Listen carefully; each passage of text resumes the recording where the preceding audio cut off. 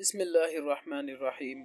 السلام علیکم ہمارے چینل کے پیارے دوستوں، میرے بھائیوں، میری بہنوں، بہت ہی لاجواب عمل ہے جو میں آج آپ کے لیے لایا ہوں۔ یہ عمل سورہ رحمان کی ایسی مبارک آیت کا عمل ہے جو کہ ہر بندے کی زبان پر بڑی ہی آسانی کے ساتھ آ جاتی ہے، اور یہ آیت ہے فَبِأَيِّ آلَاءِ رَبِّكُمَا تُكَذِّبَانِ۔ تم اپنے رب کی کون کون سی نعمت کو جھٹلاؤ گے؟ اور اس آیت کا بہت ہی پیارا اور خاص وظیفہ آج آپ کو بتاؤں گا۔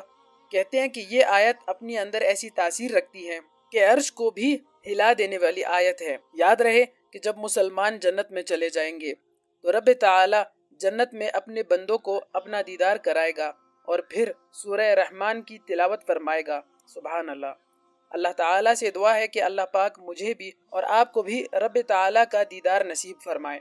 تو میرے بھائیوں، میری بہنوں، جو بھی حاجت ہو، جیسی بھی مراد ہو، جو بھی مقصد ہو، یا پھر کسی پریشانی سے نجات چاہتے ہوں، تو آج کے اس عمل کو آپ کریں۔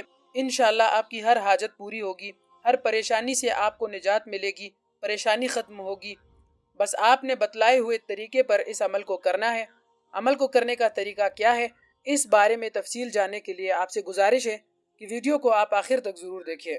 آپ کو وظیفہ بتانے سے پہلے اس آیت کا مفہوم بتانا ضروری ہے، کیونکہ آپ نے اس آیت کا ورد اس آیت کے مفہوم کو ذہن میں رکھ کر کرنا ہوگا۔ آئیے مفہوم کی طرف آتے ہیں اور مختصر الفاظ میں آپ کو سمجھانے کی کوشش کرتے ہیں۔ میرے بھائیوں اور میری بہنوں، یاد رہے کہ اللہ اس کائنات اور ہر مخلوق کا خالق اور مالک ہے۔ اس نے یہ کائنات اپنے ذات کے اظہار اور پہچان کے لیے بنائی، اور اس مقصد کے لیے اس نے انسان کو منتخب فرمایا اور اسے دیگر مخلوقات پر برتری عطا کی، اور اس کے اندر یہ صلاحیت رکھی کہ وہ اللہ کی ذات کا عرفان حاصل کر سکے۔ اس کائنات کو انسان کے لیے مسخر کر دیا اور بے شمار نعمتیں عطا فرمائی تاکہ اس سے مستفید ہو اور ہر طرح کی سہولت حاصل کر سکے۔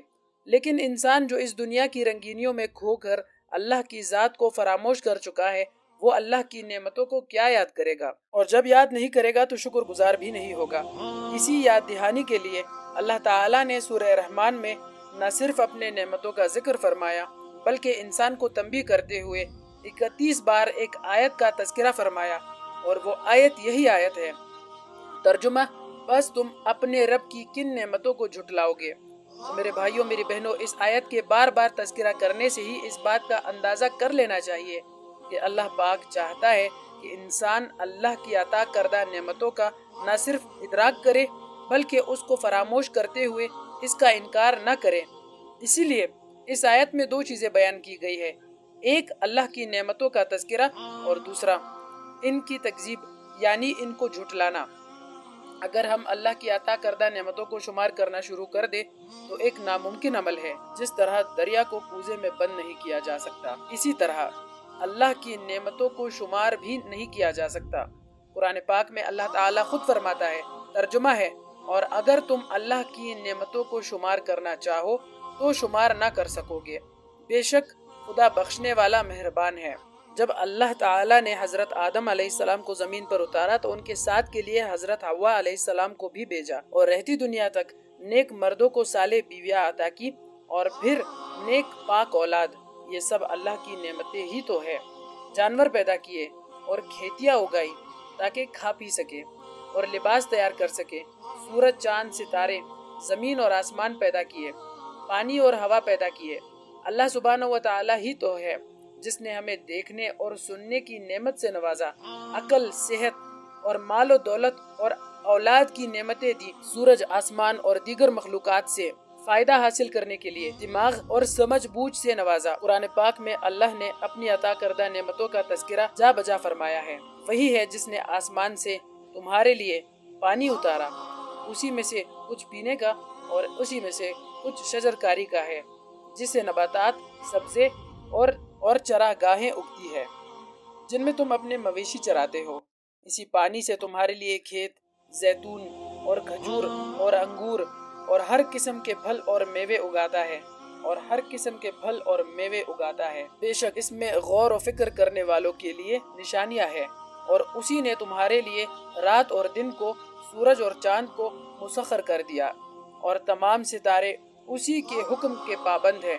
بے شک اس میں عقل رکھنے والوں کے لیے نشانیاں ہیں، اور اسی نے زمین پر رنگ برنگی قسم کے مخلوقات تمہارے فائدے کے لیے پیدا فرمائی۔ بے شک اس میں نصیحت قبول کرنے والوں کے لیے نشانیاں ہیں۔ اور وہی ہے جس نے سمندر کو بھی تمہارے لیے مسخر کر دیا کہ تم اس سے تر و تازہ گوشت کھاؤ، اور تم اس میں سے موتی نکالو جنہیں تم زیبائش کے لیے پہنتے ہو۔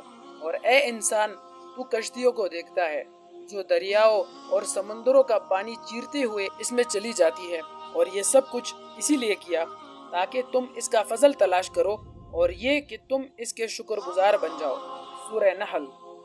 تو میرے بھائیوں، معلوم ہوا کہ اللہ تعالیٰ چاہتا ہے کہ اس کے بندے اس کے شکر گزار بنے اور اللہ کے نعمتوں کی ناشکری نہ کرے اور نہ ہی ان نعمتوں کا انکار کرے۔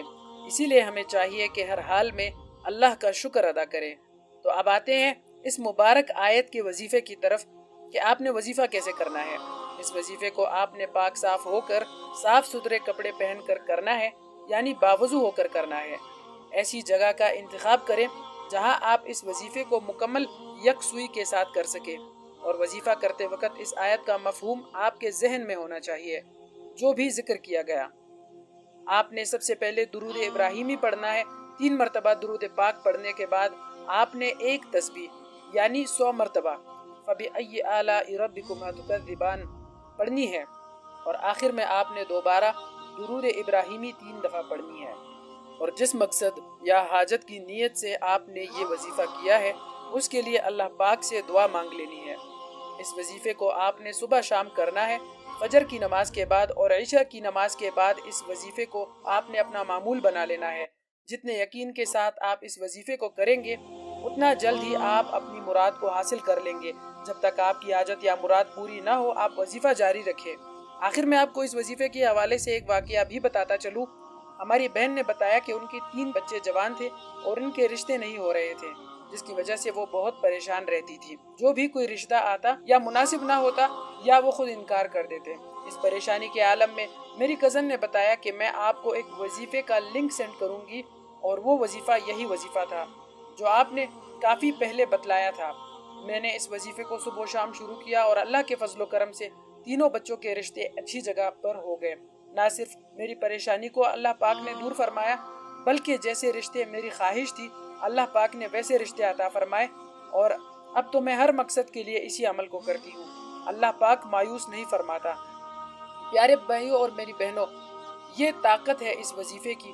خود بھی پورے یقین کے ساتھ اس وظیفے کو کریں اور ویڈیو کو صدقہ جاریہ کی نیت سے ضرور شیئر کریں۔ جزاک اللہ۔